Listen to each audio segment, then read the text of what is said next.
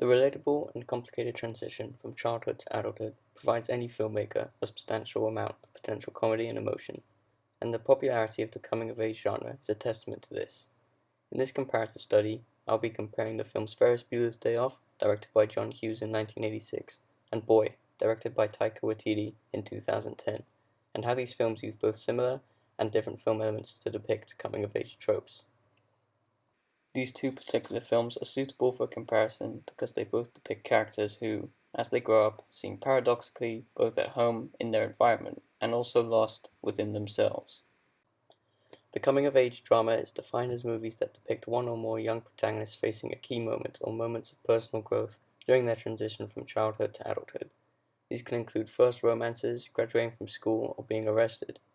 Coming-of-age films are generally relatable to a great many deal of people, and this is something that makes them so popular.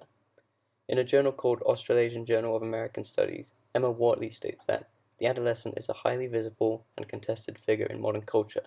The adolescent or youth can be modeled into different shapes or different purposes, from avatar of social ills to symbol of global hope to lucrative consumer demographics. Coming-of-age films are usually rich in comedy, and this is the case for both films. Ferris Bueller's Day Off takes place in 1986, Chicago, Illinois. Ferris Bueller's Day Off is filled with astonishing shots of Chicago. John Hughes, the director, once said, "Chicago is what I am. The more people who get upset with the fact that I filmed there, the more I'll make sure that's exactly where I film." It's funny nobody ever says anything to Woody Allen about filming in New York. America has this great reverence of New York. I look at it as this decaying horror pit. So that the people in Chicago enjoy Ferris Bueller. He also said he was trying to capture not just the landscape and infrastructure, but the spirit of the city. Chicago was also an effective location to set the movie since it perfectly reflects the angst-riddled youths of the Reagan era, who were very involved in a rich suburban way of life, and may not have been ready to grow up and face the world just yet.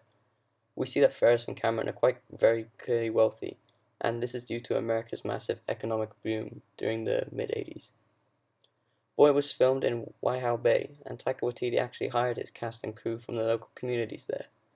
Boy was a film which shone some light on the state of the representations of Maori people, Maori screen production, how Maori people relate to global pop culture, and New Zealand's culture, and finally the things that shape modern media's outlook on their people.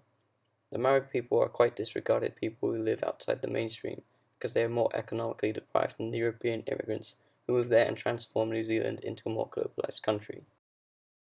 Ferris Bueller's Day Off follows the charming high school student Ferris Bueller in his last attempt at skiving off school with his best mate and his girlfriend before graduation. Boy has quite a more serious tone to it, while still having some comedic elements. Well, here's my trick. I tell the girls that I'm afraid of undies, and when they want me to go away, they show me their undies.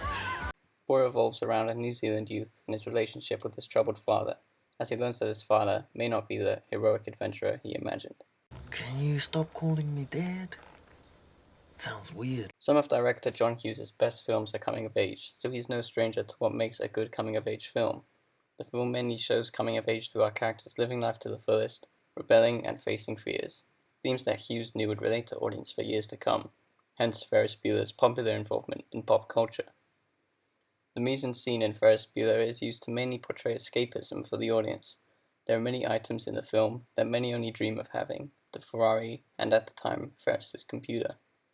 Taika Waititi is also no stranger to the coming-of-age genre, with films like Hunt for the Wilder People and Boy being some of his best work. He once said about one of his films, "I want to explore the painful comedy of growing up and interpreting the world. I believe that despite our faults and inadequacies, through all the pain and heartache, there is still room to laugh." Boy begins to look more and more like his father as the film progresses, taking on the same style of dress and such, reflecting how his attitude is also becoming more like his father as the film progresses. Ferris Bueller's Day Off also uses costumes to its advantage, where our characters' clothes embody their youthfulness and contrast their parents' outfits drastically. Having a role model is an important part of growing up. In Boy, Waititi focuses on how a negative role model can impact someone's growing up. Here, as Rocky holds the spark when touching his father's head in the scene, the spark eventually dies out. This moment is significant as it shows how both his father and Rocky's opinion of his father has fizzled out. There is nothing left. This scene is right before Boy lashes out at his father. The two boys have finally come to realize their father is not the great guy that they imagined. Tak Fukimoto was the cinematographer for Ferris Bueller's Day Off. Some of the best cinematography in Ferris Bueller's Day Off is present when our characters go to the art museum. Here we understand Cameron's inner confusion about himself and his life when he views a painting, and we cut between him and the painting until we reach an extreme close-up. In a commentary on the film's 1999 DVD release, director John Hughes said, "The closer he looks at the child, the less he sees with this style of painting. The more he looks at it, there's nothing there. He fears that the more you look at him, there isn't anything to see. There's nothing there. That's him." The close-up shots reflect this idea effectively. The cinematography in Bueller was done by Adam Clark. The film's cinematography highlights the area of Waihau Bay and the New Zealand landscapes. This sequence has Boy in the center of wide shots along with the emptiness of the location emphasizes his feeling of isolation and not really fitting in with others. Another moment in Ferris Bueller's Day Off where cinematography is used to show coming of age is when our characters visit Shears Tower. There, the camera shots are similar to the museum scene in the way the camera shots are all stills, yet they are low angle to emphasize how high up they are and how positive they are feeling. In Boy, low angle shots such as this one show how Boy puts his father on a high pedestal and idolizes him. Returning to the Shears Tower scene, a deep focus is used and the shots are wide to perhaps reflect the sense of adventure the characters have for the rest of their unpredictable day. There is no music or sound used in this scene, so we get a better understanding of what each of the characters are thinking. Sloane and Ferris are at peace, whilst Cameron is anxious about his dad. I think I see my dad. Similarly, in this scene in Boy, no sound is used to convey the sense of innocence the children have when the two groups are sitting across the table, and it shows a parallel between past and future, what these youths of Waihau Bay could easily become. Both Ferris Bueller's Day Off and Boy are shot in high key and natural lighting, which in Ferris Bueller's Day Off reflects Ferris' lesson about being happy and living life to the fullest, a popular theme in the coming-of-age genre. In Boy, the natural lighting is used to capture the natural beauty of Waihau Bay and reflect the identity of Boy and the characters. However, unlike Ferris Bueller's Day Off, Boy includes moments with unconventional stage-like lighting, such as in the moment where the two gangs clash.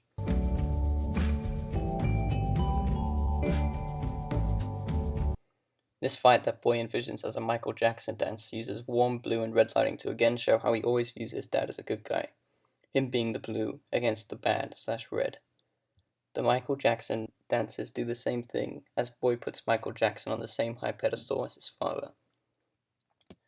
I would argue that in Ferris Bueller's Day Off, Cameron is the one who depicts the coming-of-age genre the best, and the one audiences find an easier time relating to. The lesson he learns is to not be scared of the consequences and live in the moment by facing his fears. The moment he learns this lesson comes when the gang face problems with Cameron's father's Ferrari, which they stole. Whilst Cameron rages, he kicks his dad's car, presenting the coming-of-age theme of rebellion. Editing is used effectively here to show Cameron's rebellion. Hughes used multiple quick cuts of him hitting the car and his friend's reactions, building up tension and effectively highlighting Cameron's pent-up rage. Notice how Ferris stops his girlfriend Sloane from stopping Cameron, as Ferris knows that the time has come for Cameron to learn how to face his fears and deal with his emotions.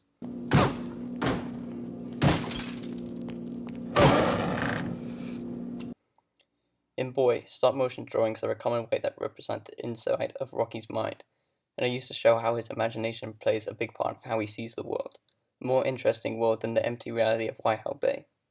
The drawing of three villainous-looking things in the car when his dad and his friends arrive is a negative representation of Rocky's first impressions of his dad. Quick cuts in this scene between digging for the money and images of his dreams when he finds the money highlight his excitement and eagerness to find it.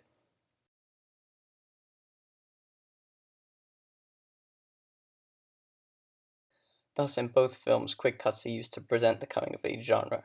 Ferris Bueller's Day Off uses them to show Cameron's pent-up rage, and Boy uses quick cuts to show excitement and eagerness. Both these films excellently capture what it's like to be young. Ferris Bueller's Day Off has the more fun, relatable tone to it, and is about defining who you already are, whereas Boy is more about learning who you want to be. The settings of the two films play a big role in establishing the characters' behaviors. The rich urban setting of Chicago, compared to the poorish, isolated Waihau Bay, reflects the attitudes our characters have towards life. Both films use similar film elements effectively to show coming of age, yet Boy takes a more unconventional route to do so.